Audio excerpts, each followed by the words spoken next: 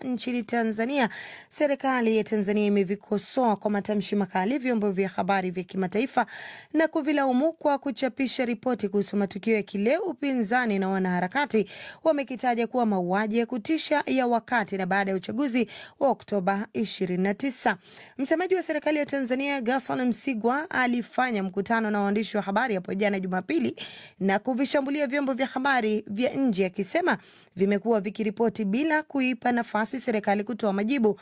Mkutano huo umeufanya siku kadhaa baada ya kituo cha televisheni cha CNN kuchapisha makala iliyofichua ushahidi wa vikosi vya usalama nchini Tanzania kuwapiga risasi na kuua watu wakati wa vurugu za uchaguzi. Lakini je, madai ya Msigwa ni ya msingi?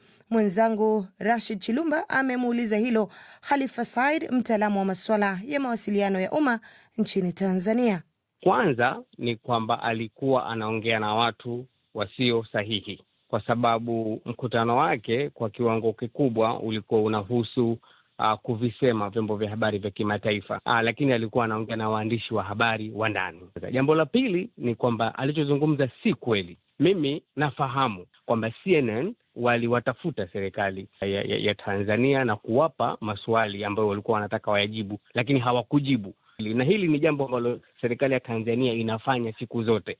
Kwa hapa Tanzania, serikali ya Tanzania kuto kujibu waandishi wa habari kulingana na stori wanazozifanya ni moja ya wapo ya mikakati ya kuua hizo stori, kwa sababu wanajua wasipokujibu huwezi kuchapisha, na ukijaribu kuchapisha mdhibiti wa mawasiliano ya kielektroniki anaweza kuja kukufungia.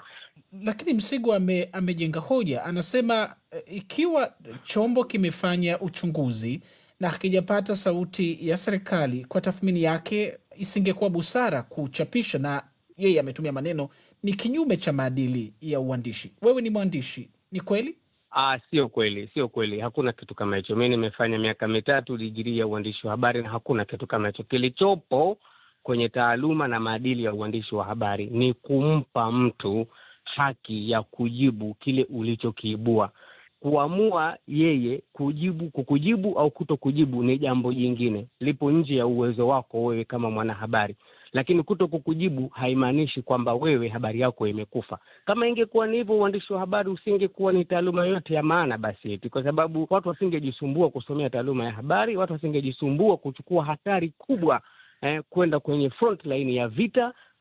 Sisi kama waandishi wa habari, lengo letu nambari 1 ni kuibua ukweli, ni kuweka ukweli mbele ya watu. Na wewe kama ukweli unakuhusu na umepewa haki, fursa ya kujibu shutuma zinazokukabili, lakini ukaamua kuto kujibu, sasa hilo mimi linanihusu vipi? Mkutano huo, msemaji wa serikali, umefanyika chini ya kiwingu cha huzuni na madai mazito ya kile upinzani, wanaharakati na mashuhuda wamekitaja kuwa mauaji ya watu wengi sana wakati na baada ya siku ya uchaguzi. Pengine kulikuwa na matarajio wakati Msigwa anapojitokeza kuzungumza.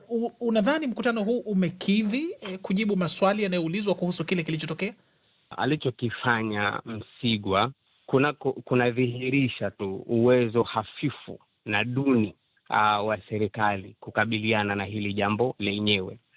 Mkutano wa Gerson na waandishi wa habari umeibua maswali mengi zaidi kuliko ambavyo yeye alitegemea kwamba ungejibu maswali ambayo wananchi walikuwa nayo. Hapa Tanzania tuna Rais Samia Suluhu Hassan ambaye japo kuna watu hawakubaliani naye, lakini amekiri kutokea kwa hili jambo na akatoa pole kwa familia. Ungetegemea kwamba serikali ingeacha yale ambayo ameshasema rais yatoshe, lakini unamuona Msigwa anajitokeza. Juzi tulimuona katibu wa itikadi na uenezi ya Chama cha Mapinduzi anajitokeza. Yani hii inaongea kwa sauti kubwa sana kwamba hawa watu hawana uwezo wa kukabiliana na hali kama hii, na kila wanachokifanya kinaongeza maswali mengi zaidi na jazba na ghadhabu kutoka kwa wananchi. Ni Khalifa Said, mtaalamu wa masuala ya mawasiliano ya umma nchini Tanzania, kama alivyozungumza na mwenzangu Rashid Chilumba.